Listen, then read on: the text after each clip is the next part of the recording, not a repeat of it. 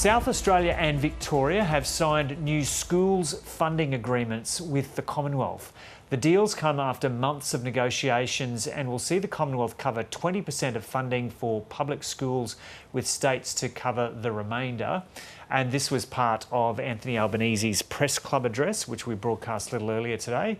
Emma Rowe is an associate professor at the School of Education at Deakin University, and she joins us now from Melbourne. Emma Rowe, welcome. So what is this funding program and what difference will it make in the classroom? Well, this announcement is part of the Better and Fairer Schools agreement, and this is a new 10-year agreement that was due to replace the National School Reform Agreement.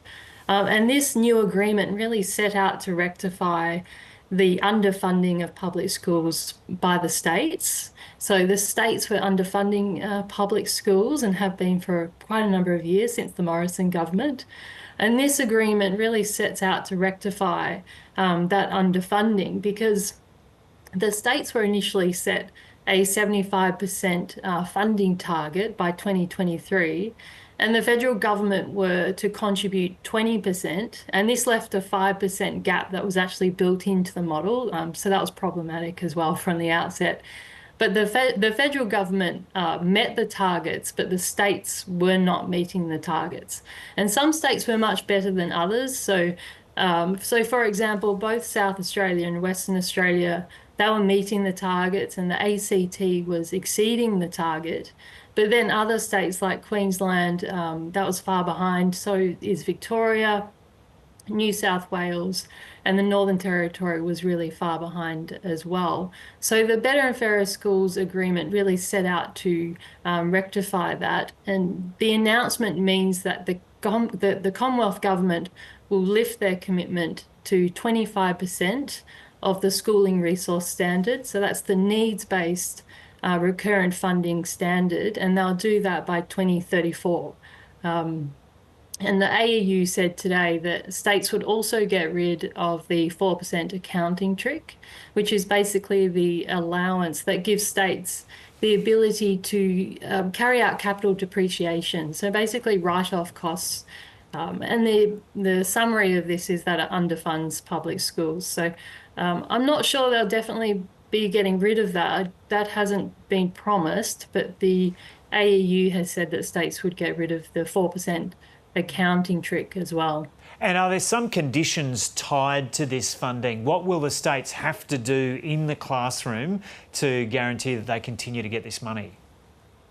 Yeah, so there are a number of reform targets that are built into this promise as well. So for reform targets that are attached to literacy, phonics, numeracy, as well as student retention, making sure states are lifting their game, so to speak. So states have to they have to achieve certain educational standards. They have to achieve certain benchmarks around literacy, numeracy, and retention of students completing Year 12 as well, things like that. So there are a number of reform targets that are built in there sort of as a punitive approach, I guess, or accountability approach to make sure that states do meet those, the funding is tied with these reform targets as well. That's the idea, is tying it to the money. And is there also conditions relating to adequate support for kids who might be struggling? Yeah, so there would be funding tied to giving students extra help if they need it. So one-on-one support in the classroom with the teacher, with improved teaching support as well. So it is a positive step in terms of improving the funding and rectifying these gaps that exist. Federal government will now have to step up and increase their funding. Two states are still holding out on the funding, so New South Wales and Queensland are still holding out on it. New South Wales and Queensland are also one of the poorer performers when it comes to funding public schools. So it's disappointing that they're holding out possibly for a better deal, but you know they're not funding their public schools adequately. They're not actually, for a long time, they haven't been meeting those agreed upon targets. So it would be ideal if public schools were funded at the agreed upon targets. And this is just recurrent funding as well. We're not actually talking about capital funding either. And so if the federal government is willing to cough up 25% of what it costs to run schools, why aren't, and you've already just touched on this there, but just go into it in a bit more detail for us, why are Queensland and New South Wales holding out if the feds are willing to cough up this money?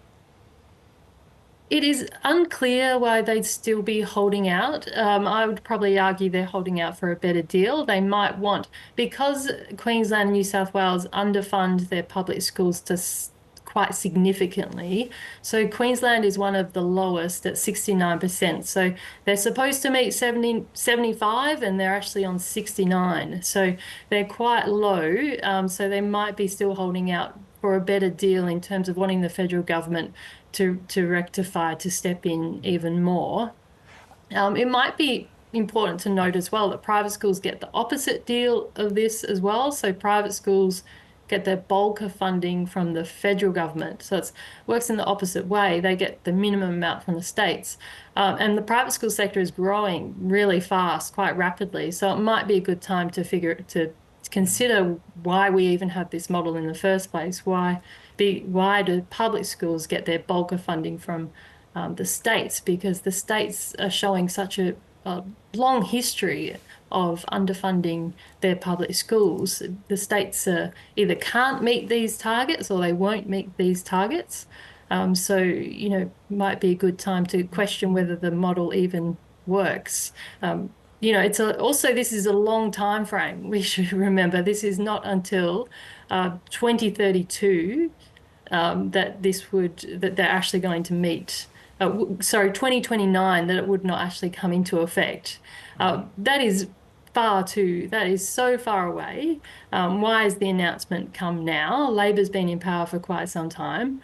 So it really, in my mind, it's not good enough. The announcement's not good enough for fixing the really long-term underfunding that the Morrison government put into place, and the Albanese government has not done anything to rectify it. And they came out today with a really big statement about how they really care about education, but it hasn't really been shown.